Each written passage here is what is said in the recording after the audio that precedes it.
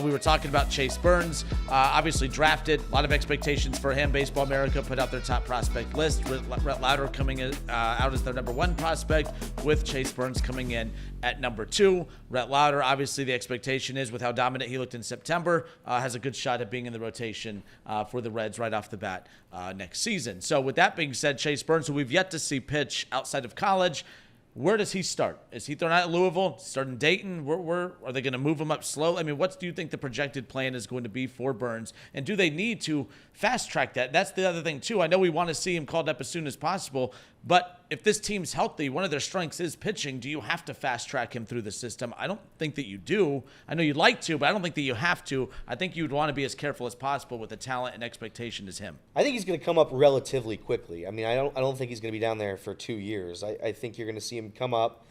He'll start probably in Dayton.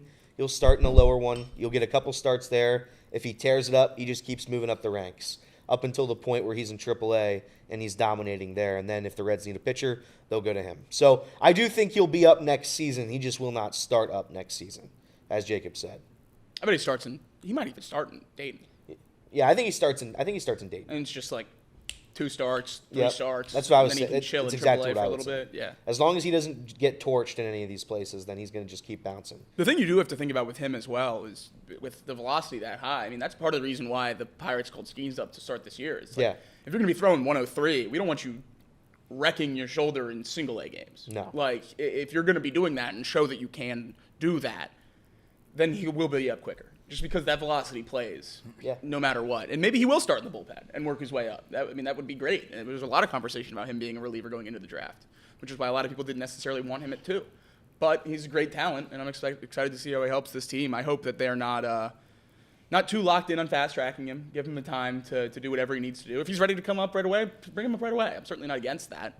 But certainly give him the time to do what he needs to do, because I think he's a special talent. And with this pitching staff, if he's in it down the line, and it's, Lodolo can figure out some of the injuries, and we have Lodolo and Hunter Green and Rhett Lauder and Chase Burns, I mean, you're in a really, really good spot. So, again, Baseball America, they put out their top 10 prospect list for the Cincinnati Reds. The top 3 all pitchers. We talked about Rhett Lauder, Chase Burns, Chase Petty coming in at number 3. So he's the Reds' number 3 prospect according to Baseball America. And the reason that's interesting is because you guys talked about it. By the way, that seems high, right? Now, is that a result of maybe the system's just not as deep as we thought? Or is it that was deep, and then they all came up. Yeah, so I think that's what you're seeing right now. But yeah, I mean, certainly it's not as deep as it was with Ellie De La Cruz and everything. It's a different minor league system now, but it's still, they're working their way back, and I think it's certainly pitcher heavy, which is why I wanted to trade some of these guys. I don't know, not the names that we've said, but there are other names down there. Connor Phillips is a name. There is the Chase Petty. I would use one of those guys at least to trade away and get some real talent. No offense to them. Get some major league start away talent right now. Just because you have so much of that depth. Now, obviously, if you trade away the depth, then you don't have any depth anymore. I understand how all this works, but it is something where if you're deeper in pitching, then you probably need help on offense, right? You need somebody in the lineup that's able to hit a ball.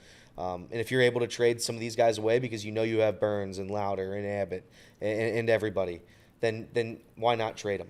And that was going to be my counterpoint to all of this as well, because, Jake, I think you're against trading prospects, right, when it comes to the Cincinnati Reds? No, I'm against trading prospects at the wrong time and for the wrong deal. Chase is with Petty being the number 3 prospect and without feeling great about him coming into the year, it's kind of one of those. The one thing Nick Kirby did out there as the 3rd prospect. Nick Kirby put it in the chat a couple minutes ago when we were discussing Chase Petty. I guess now's a decent time to bring it up. He had like 2 or 3 really bad starts to start the year. In his final 24 starts at Double-A at 21 years old, he had a 3.5 ERA last year. Yeah. Like, Chase Petty's still an exciting prospect in this system. I would certainly be open to trading him if that's what it takes to get a veteran bat in this lineup or another great starting pitcher to help this rotation this year. I'd certainly be open to that. The thing I've been against is trading prospects at the deadline to go all in on 83-win seasons. That's what I've been against this whole time. Going forward in the offseason and really going into the season with a really good lineup with a chance to win, I'm all for that. You just got to do the right prices, because in Cincinnati, with how little we're willing to spend, you don't have wiggle room to make bad trades with prospects. If you make bad trades and prospects end up being good and the player you traded for end up being bad, the Reds are going to struggle for a long time to get out of that hole. So you have to be really, really careful.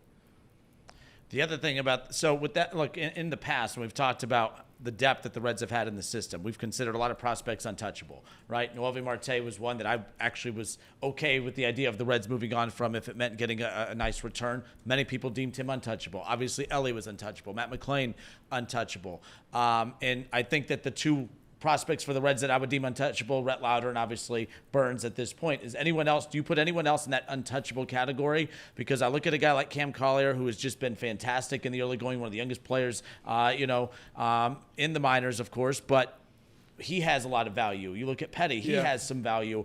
We've talked about the Reds are not going to be super aggressive going out and signing guys in free agency. And really, it's not a sexy pool of free agents to begin with. If the Reds are not really going all in, but if the Reds are going to attack some of the deficiencies on this roster, trades are going to have to do it. Now, you could say you use your Jonathan Indias of the world, and that some teams don't want a guy that could play right now. A lot of guys are looking to move on from pieces, veteran pieces. They want prospects back. If that's the case, your Cam Colliers, your Chase Pettys, your guys like that, do you put them in the category of untouchable? Outside of Burns and Rhett Lauder, is there any other prospect that you would deem untouchable at this point? I'd have a really, really tough time trading Cam Collier.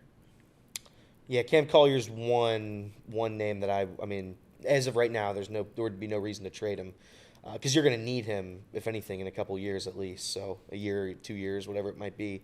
Probably that's the only one. I you know me, Justin. I'm not going to sit here and save prospects until they come up.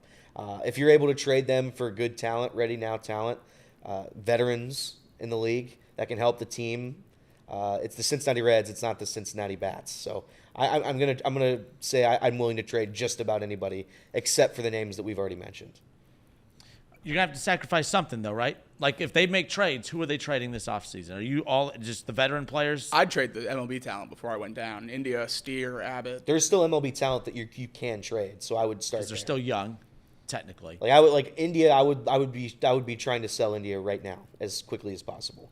And if there's no interest for him, then you move down the line. I'm not really for the Spencer Steer trade yet, unless what you can give me for Spencer Steer is another Spencer Steer. The packages I've seen for Spencer Steer are. If you can promise me I'm getting awesome. I'm getting the same thing, then I'll trade Spencer Steer. But Spencer Steer is the most reliable player we have, maybe, and he's able to do anything you want him to do. So at least at a reasonable level. Correct. So it's like I'm not in the rush to trade Spencer Steer. I would be in the rush to trade Jonathan India. Kirby throws Alfredo Duno in the list of untouchable prospects for him.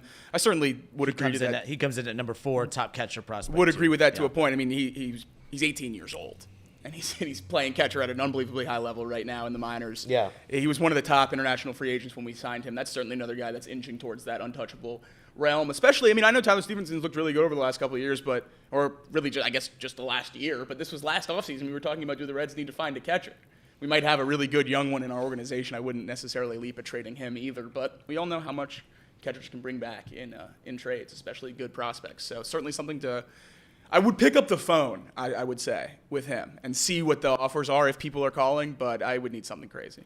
You said you were looking at some of the mock returns for Spencer Steer. What are some of those that you're seeing? It's all MLB talent. Which is what they need. It's not trading. Everything I've seen so far has not been trading Spencer Steer for prospects. Yeah. It's been trading him for real MLB talent that can help this team win this year. And moving a guy who's been good, he's been a very reliable player for this team, but at so many different positions, if you could put that level of production into one spot, trade him for a bona fide player at one spot, I think it does benefit the team overall. All right, good stuff. I saw some free agent names, by the way, that were thrown out. Who? Carlos Santana was a name I saw. I wouldn't be all in on the Carlos Santana wagon just because I don't know how old that guy is. How old is Carlos Santana, do we think? 40? 38 years old. So he's 38 years old, going to be 39 next year. That's a name that I heard. Now, to be fair to him, he's been a positive WAR player for, 1, 2, 3, 4, 5, 6, 7 straight seasons. 3 straight seasons, and then he did have a negative .01 in 2021. But he has been pretty damn good. He's not going to be a guy who has a WAR of like 10 a 4 WAR guy even probably. But if he can give you 25 home runs, 20-plus home runs, maybe that's a name you look at, maybe. I was watching a little bit of the Chatterbox Reds last night, and former Red Harrison Bader, Nick Kirby brought up as maybe a signing, but Nick Kirby also did bring up the thing you mentioned, which is the trade for Alec Boehm, which I would do that in a heartbeat. I don't know what that would take. I don't know who we could offer for him, but I'd make that move as soon as possible. That's a win-now move, and that's what I would like. If you have to give me all these listen, I understand how valuable prospects are. Jacob said it, Nick Kirby said it, everybody in the world has said how valuable these prospects are. Small market teams need to keep the prospects on their side because you can't go out and buy Shohei Ohtani, Mookie Betts, and Freddie Freeman. You can't get everybody. So you have to have good young talent. You have to develop them. Saying that, if I can trade some of them for ready now talent, we have how many years with Terry Francona? 3 or 4 maybe. So I would like the Reds to try to win as soon as possible, and I would do that at all costs. Are we sure Francona is just a small window? I mean, yeah, I'm pretty sure. But he says it himself. He's a baseball lifer. I have a hard I know we have all just right away put him in this window of, oh man, we only get a 3-year window with Terry Francona. I mean, he said it himself. He's a baseball lifer. Now, again, keep in mind, being a baseball lifer doesn't necessarily mean you're a baseball manager lifer. There's other aspects and ways to be involved in the game. But we have all done it. We've all said it. Oh, we only get a 3-year window with him just because he signed a 3-year contract. But I don't know. I don't look at Terry Francona as a guy that's just like, I'm going to go manage for. He doesn't retire if he didn't have the health issues. So it's not like he retired because he was over baseball. He retired because of health. His health is fine now. 3-year window. I don't know. I don't know if I buy into that we only have a 3-year window with him. Now, I will say this. If we do have a 3-year window with him, I think that helps the Reds because that puts them in a position to try to maximize a short window with Terry Francona. So I guess I kind of hope that it is a short window, and I hope that he's made that clear to the Reds because then they would act with more urgency. Okay, we get Francona for 3 years. Let's maximize the time that he's here. I don't know. I kind of hope that that's the case then, but at the same time, I haven't heard anything that indicates that he's just here for a couple years and then going to be done. I don't think it's a 3-year window because that's when Terry Francona wants to leave. I think it's a 3-year window because that's what Ellie De La Cruz's remaining contract is. Fair enough. What good are to us without? I don't think Terry Francona's coaching the 2017 Reds. I don't know. Did you see that 2028 lineup? Oh, I mean, come on, dude. It's kind of sick. I don't know. I feel like the talk about the window is less focused on Terry Francona's contract and more on how long we have these guys locked up on cheap contracts. Yeah, right now is the window because just of everything Jacob just said. I think a 7-WAR player making under $1 million. It's a good situation. Like we talk about the NFL, Cy Young pitcher making there's good situations. The Reds have a good situation right now in terms of we don't have to pay anybody. We're just kind of in the coming up zone. And I think if you capitalize on that in the next 3 years, could Terry Francona stay? Yeah, 100% he could. 4 or 5 years, I could see an extension after it. But do I think that's likely? Do I think the Reds are about to embark on some sort of dynasty run? No, I don't. I'm not gonna delude myself to thinking that that's a possibility. But I do think there's a chance that the Reds can go make a splash in the playoffs. One of these 3 years, you have the talent, you have the manager, and I think if you have a front office that's hungry enough to do it, then you could do it. I need to know what happens with the TV deals. I need to know how much money my team has. It's a shame this all lined up like this. It's brutal. It's brutal. I saw Amazon Prime was a likely get for Reds games is what I saw. That'd be nice. But I didn't know. I don't know too much about it. I would have to bring on Nick Kirby. Yeah, and there's going to be a lot of platforms that are good for the fans' viewing experience. But I'm not going to lie to you. I'll take a crappy viewing experience with a higher money deal than a low money deal and Amazon Prime picking it up. Because you know what I mean? Like, by the way, I do want a good viewing experience. It'd be nice. But I'm just saying, if the options were, if the options were, hey, it's not the greatest, fan viewing experience, but hey, that's the bigger money deal, and the Reds need the money to spend. I'll take that deal any day over. Man, 100%. It's the greatest viewing experience, and not a lot of money comes with it, and it's probably going to be that. It's going to be a good view. It's probably anything's going to be better than what Valley was, to be honest. Do you think if you couldn't watch the Reds on the TV, the attendance at the ballpark would increase? Yeah, I do. With the way things with Ellie and the excitement around the team, yeah. But man, the team's bad. Oof. Now you have no one's watching, and now no one's going to the games. I still feel like it would increase it.